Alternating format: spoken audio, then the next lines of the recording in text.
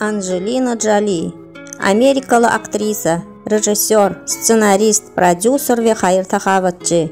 Zeki'nin kömegi bilen 3 san Altın Globus ve Oscar bayraklarını alan dünyanın en oğudun ve islenýän zenany, hem Hollywood yıldızıdır. Häzir ol 6 çağan terbiýelän bolsa-da, ýaşlygynda hakyky gozgolunçydy. Onun durmuşundaky bolup geçen üýtgeşmeler hakda size şu videomuzda gurrun bereriz. Angelina Jolie Voigt 1975-nji ýylyň 4-nji iýununda Los Angeles'ta tanymal aktyorlar maşgalasynda doguldy. Kakasy Jon Voight 70-nji ýyllarda Hollywood'un meşhur ýyldyzydy. Ejesi Marceline Bertrand adamsynyň 12 ýaş kiçi bolup, özi hem aktrisady. Gyzlar dünýä ýynynda maşgalasy eýýäm ogly James'e ulaldýardy. Angelina 1 ýaşynda kakasy maşgalany terk etdi ve öýkeli Marceline çağalaryny New York'a alyp gitdi. Aýrylyşandan soň kakasy maşgalasynyň gat seyri habar alypdyr ve çağalarynyň terbiýesine gatnaşmandyr diýen ýaly. Marceline ähli jogapkarçylygy öz üstüne alyp, karyerasyndaky arzularynyň ýüzegirdi. Ýöne şonda da kino bolan söýgüsini çağalaryna bermegi başardy.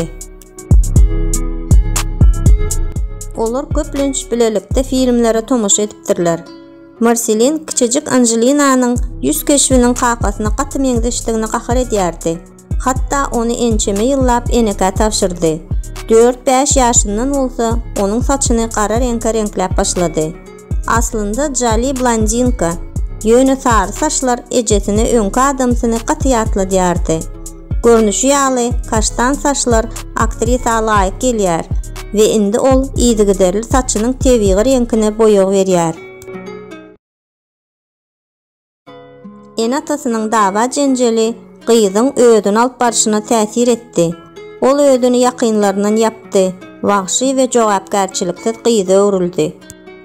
Şol bir wagtyň ödünde ol dogany bilen öýde hemişe gülkünç çykyşlar edýärdi, sahnalar oýnaýardy, kamerada wagtal suraty düşüp en atasyny görkezýärdi.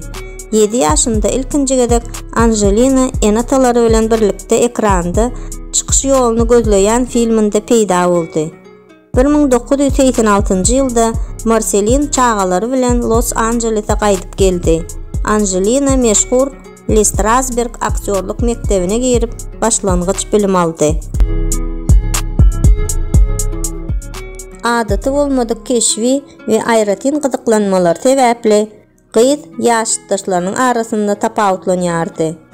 Ol deň duşlar ýaly gurjak oýnaman, pyçaklar bilen oýnamagy halaýardy. Mektep depterçelerinde mistiki alamatlar çizýärdi. 16 ýaşynda gyz doly erkinlik isledi ve mektebi ekstrem görnüşünde gutordy. Tizara ol köýnekleriň we kupaniklaryň mahabatynda peýda boldy. Kahramanymyzyň horlanmak synanşyklary onuň anoreksiýanyň başlangıç tapgyryna düşmegine sebäp boldy. Angelina 20 ýaşyna çenli şol döwürde bar bolan ruhuňa dayanly dermanlaryň we gadagan edilen neşe serişdeleriniň hemmesini ulanyp gördü. Onuň diri galmagy bir gudratdy. Wagtyň geçmegi bilen kino işleri onu gyzyklandyryp başlady. Angelina'nın dogany kino mektebini gutorandan soň rejissorluk edip başlady we aýal doganyny synak taslamalaryna gatnaşmaga çağırdy. Kahramanymyzyň ilkinji çynlyky işi pes büdjetli Kiborg 2 filmi boldy. 2 ýyldan soň bolsa, wagtyň geçmegi bilen gyz kulta öwrülen Hakerler filminde baş keşfi canlandyrdy.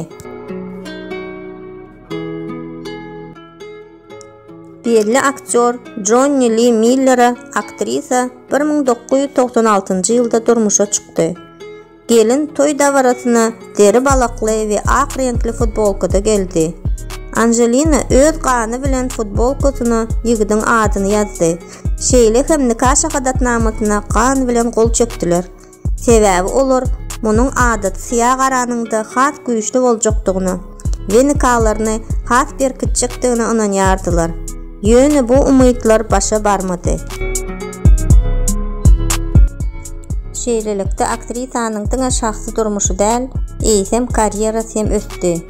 Gorkynyň güýji film üçin Jolie $150.000 alan bolsa, durmuş kesildi terjemahal dramasy oňa üstünlük getirdi. Jolie bu filmdäki agressiv sosiopatiki gyýdyň keşfini öwrenişmek üçin 2 aýlap psihiatrik klinikada ýaşady. Bu oňa $200.000 tölegi we aktyorlar giljesiniň bayragyny, iň oňat aktrisa üçin Oscar bayragyny we ýene bir Altyn Globus bayragyny getirdi. Soňra tomoşaçylar Jolie'ni $350.000 getiren 60 sekundda ogurlamak filminde gördüler. Meşhur kompýuter oýuny esasında düşürülen Lara Croft filminde Angelina emelleriň we hereketleriň köpsini öýde ýerine ýetirdi. Lara Croft'un suraty düşürilişinde Jolie ilkinji gede Kambodja geldi. Şol pursatdan başlap insanperwer missiýalar onuň durmuşynyň aýrylmaz bölegine öwrildi. 2001-nji ýylyň awgustunda aktrisa resmi taýdan UNESCO-nyň elçisi wezipesine bellendi. Ol bosgunlar üçin lagerleriň we çağalar üçin mektepleriň guruluşyna hut öýde gatnaşýar. Bir näçe haýyr tahawat fondlaryny guraýar. Köplenç adam hukuklary boýunça siýasatçylaryň, telekeçileriň we ykdysadyatçylaryň arasynda çykyşlar guraýar. Kambodja eden sapary Angelinanyň şahsy durmuşyny hem üýtgedýär. Ol yetim çağalary ogulluga almak prosesine başlaýar.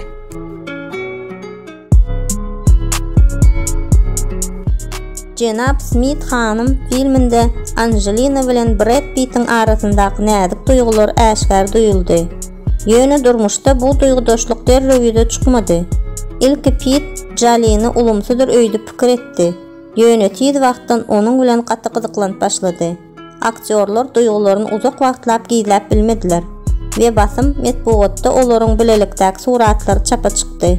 Mundan biraz öň Brad aýaly aktrisa Jennifer Aniston bilen aýrylyşypdy.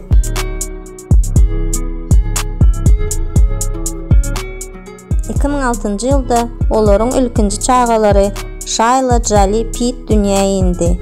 Bäwejiň suratlary jurnalistlere $10 milyon satyldy we ähli pullar haýyr tahawata berildi. Jolie gyzy dünýä ininden 4 aýdan soň işe gaýdyp geldi. Soňra Jolie we Pitt Vietnam çağasy Parksy ogulluga aldylar. 2008-nji ýylda olaryň 2 çağalary doguldy. Çağalaryň birine Brad'ın atasynyň hormatyna Knoxilon, beýleksine Angelinanyň ejesiniň hormatyna Vivienne Marcelin daktylar. Bu gözek täze dogulan çağalaryň suratlary $14 milyon satyldy. Pullaryň bir bölegi haýyr tahawat fondlaryna geçirildi. Beýleki bölegi Täze Arlean ştatyna Katrina tupandy ýararly ýeten ziýanyň dikeldilmegine bagyşlandy. Angelina derrew işe gaýdyp geldi we Johnny Depp bilen Syýahatçy filminde baş keşfi canlandyryp $13 milyon aldy. 2013-nji ýylda Angelina süýt mädlerini we ýumurtgalyklaryny aýyrtmak boýunça operasiýa etdirmek kararyna geldi. Hakykatdanam onuň enesi, ejesi we daýdasy rak keselinden aradan çykypdylar we Jolie'niň özünde de onkologik keseline sebäpkär gen tapyldy. 2014-nji ýylda Jolie we Pitt çağalarynyň yrmagyna boýun bolup kanun taýdan nikalaşdylar.